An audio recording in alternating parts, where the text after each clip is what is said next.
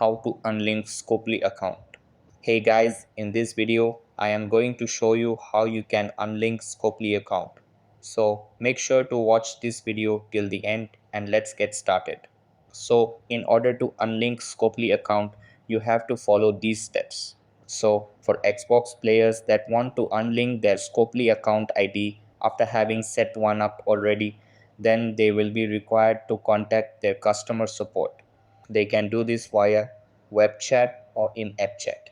And if they are on console, they have also added in-game QR code functionality inside the settings menu that will direct you to their support.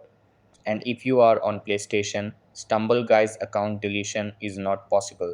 For data deletion requests, please contact them regarding privacy policy.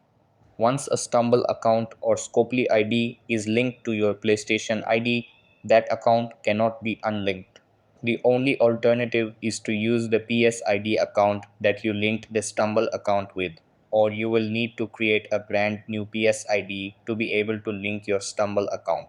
So that's how you can unlink Scopely account. That's all for this video.